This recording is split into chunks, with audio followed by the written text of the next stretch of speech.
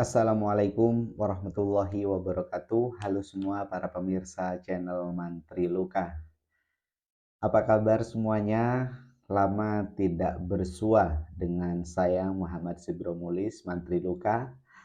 Mohon maaf kepada seluruh para pemirsa sekalian karena di minggu-minggu kemarin saya ada jadwal keluar kota jadi belum sempat untuk menyapa dan juga membuat konten tentang edukasi perawatan luka. Di mana ya minggu kemarin saya ada kegiatan workshop di Universitas Muhammadiyah Gombong bersama Pak Hasim dan juga Bu Foni, dan setelah itu lanjut ke Surabaya untuk menghadiri acara undangan dari produk yaitu Winner ataupun PT Global Pharma dalam acara Winners Roadshow. Ya, jadi hari ini ya kembali saya akan menyapa seluruh pemirsa channel Menteri Luka dan akan kembali membahas seputar permasalahan luka yang dihadapi oleh para pemirsa sekalian.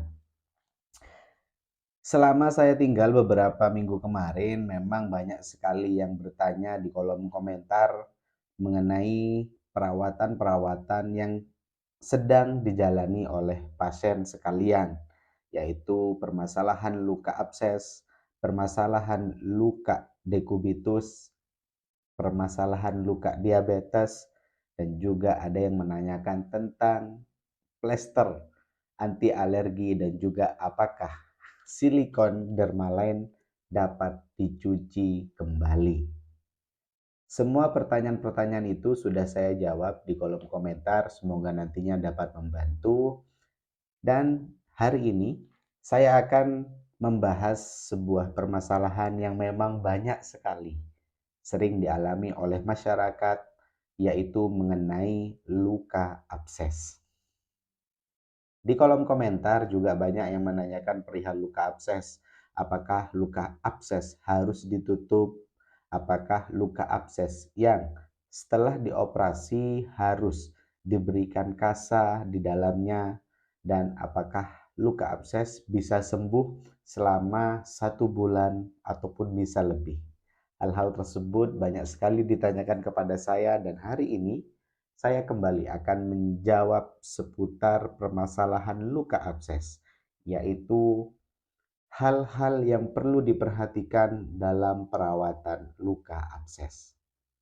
Maka dari itu, kepada para pemirsa sekalian, silakan simak video ini hingga akhir agar nantinya informasi ini dapat membantu bagi yang sedang mengalami luka abses.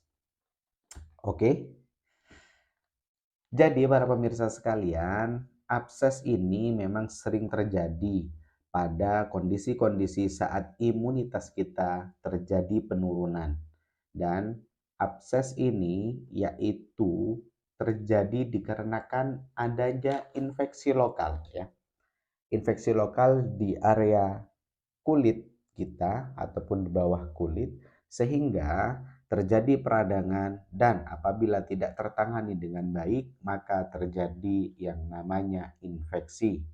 Dan infeksi ini biasanya menyebabkan nyeri, bengkak, kemerahan, dan juga terjadi keluar nanah ya ataupun pus yang biasanya memang produksinya sangat banyak, dan itu menandakan bahwasannya biasanya kerusakan ini sangat-sangatlah lebar dan biasanya terjadi bolong saat luka tersebut sudah pecah. Nah, apa saja yang memang harus diperhatikan dalam perawatan luka abses? Ingat, luka abses ini tidak cukup hanya dirawat dengan perawatan luka, tapi harus diperiksakan kepada dokter penyakit dalam untuk pemberian antibiotik dan juga obat-obat yang lainnya untuk support terhadap proses penyembuhan pada luka. Dan abses ini tidak cukup hanya diberikan obat, tapi memang harus dirawat apabila terjadi luka abses. Dan pertanyaan-pertanyaan mengenai luka abses banyak sekali ya. Oke, hal-hal yang perlu diperhatikan. Yang pertama, yaitu dalam proses perawatan lukanya di proses mencuci luka. Dalam proses mencuci luka sangatlah penting. Dalam kondisi luka abses ini masih terjadi peradangan, terjadi infeksi, mengeluarkan nanah, hal tersebut harus kita cuci menggunakan antiseptik. Antiseptik di sini sangat cocok sekali. Apabila luka tersebut sedang dalam fase infeksi, silakan gunakan antiseptik untuk mengurangi bakteri yang ada pada luka abses. Tidak cukup hanya menggunakan NaCl saja, tapi kita gunakan antiseptik untuk mengurangi bakteri.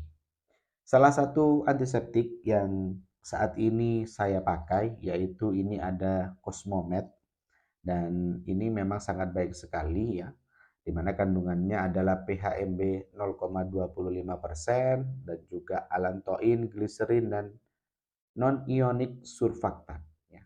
Di mana ini memang beberapa bulan kemarin saya trial kepada pasien saya, alhamdulillah pasien saya sudah mau sembuh ya, dan kebetulan juga kemarin saya diundang oleh produk ini. Jadi saya dapat memberikan testimoni terhadap efektivitas dari Cosmomed Wound Irrigation Solution ini. Oke, ingat yang pertama adalah gunakan antiseptik dalam proses pencucian pada luka abses. Selanjutnya adalah mengenai pemberian topikal ataupun salep ya. Pemberian topikal ataupun salep sebenarnya salep apapun bisa ya digunakan pada luka abses. Hanya saja yang harus diperhatikan adalah kandungannya ya.